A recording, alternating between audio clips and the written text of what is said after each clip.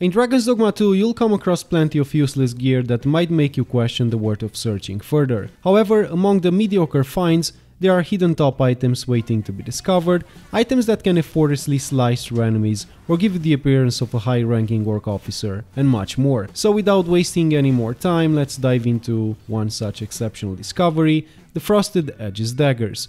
Not only do they look impressive, but they also offer solid stats, and they come enhanced with ice. Those ones we get at the end of a quest called the Mercy Among Thieves. Make your way to the border checkpoint, and then ensure you've made enough progress in the storyline and obtained the necessary permit to enter the new region. Upon arrival, you'll notice two individuals engaged in a conversation about an Oxcart raid just to your left. Conclude your interaction with them, and proceed to speak with Sir Lisandro to accept the quest.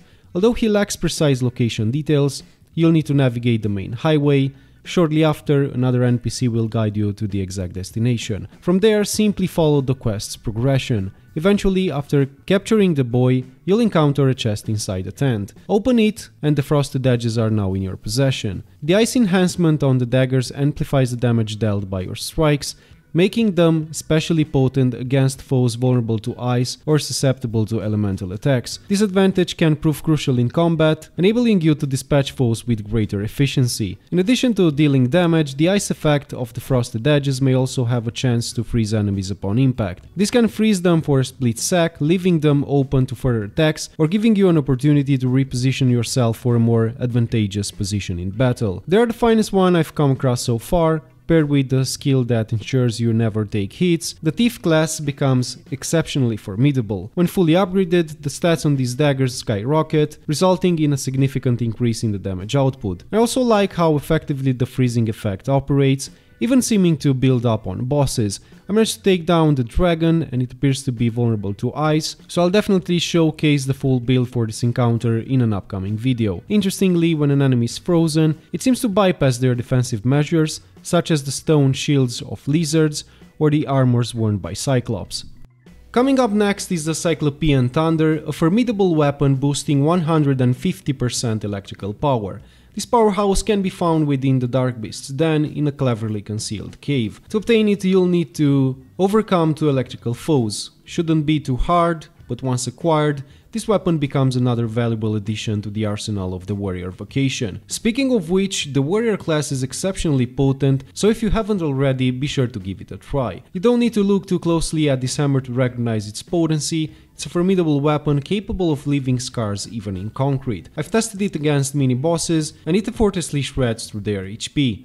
It's worth noting that I haven't fully upgraded my warrior class yet, so there's still room for improvement.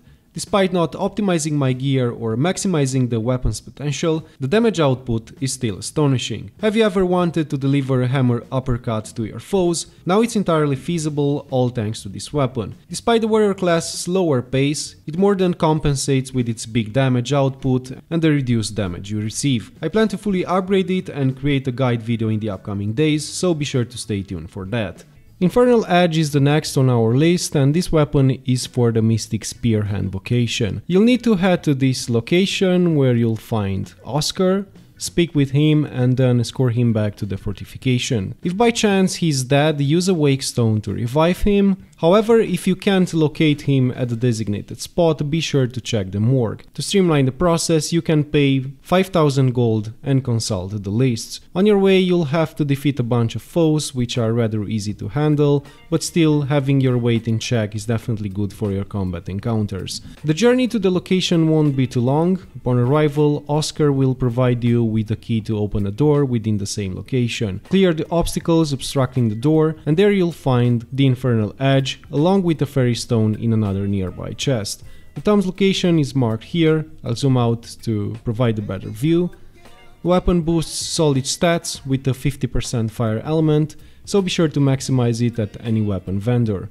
For optimal damage output, it's essential to have all your gear maxed out, a ring that boosts close range damage or strength, and a degree of proficiency within the class fully developed. I found it to be highly effective, so I'm planning to embark on a playthrough with the Mystic Spearhand as well. Haven't fully tested it, but I'm pretty sure that you can set enemies on fire with this weapon, meaning even more damage output, and while this is not that important for smaller foe, it definitely is for mini bosses.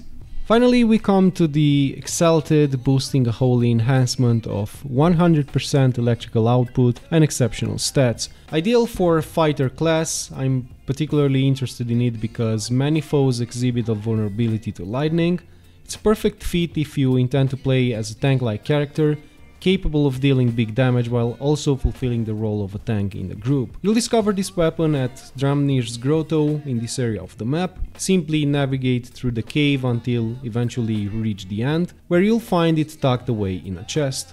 Along the way, be sure to also procure this armor, which complements the warrior class perfectly when paired with the Cyclopean Thunder, for example. And that pretty much concludes our overview of weapon locations, at least for now. While I've encountered many others with decent stats, I've chosen to highlight only the best ones so that you can experience the same enjoyment I'm currently having. Stay tuned for upcoming guides tailored for each class.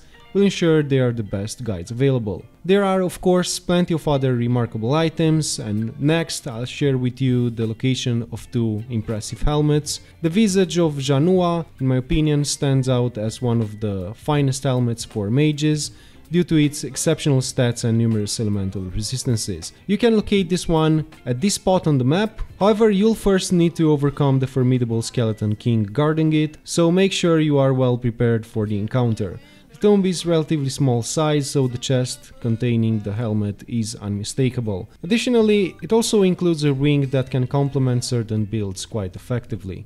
Finally, there's the Melorian Cyclops Veil, which you can acquire by defeating the Cyclops located at the ruins. I'll quickly show you this one on the map as well, and I must admit, I was pleasantly surprised to obtain it, as I usually only received crafting materials and gold from similar mini-boss encounters. Nevertheless, make sure not to overlook it, as it boosts excellent stats. Additionally, don't forget to check this nearby chest, which contains another hammer, just in case you missed the one I mentioned earlier, or if you haven't got it yet. And that pretty much wraps it up. Thanks so much for turning in. Be sure to drop a comment below letting me know if you'd like to see more content like this, and don't forget to share your favorite weapon. I'll leave you a couple of more combat footage with the Thief. For me, the ice daggers are still the best, probably just because I like the Thief vocation so much. Thanks for watching, and until next time.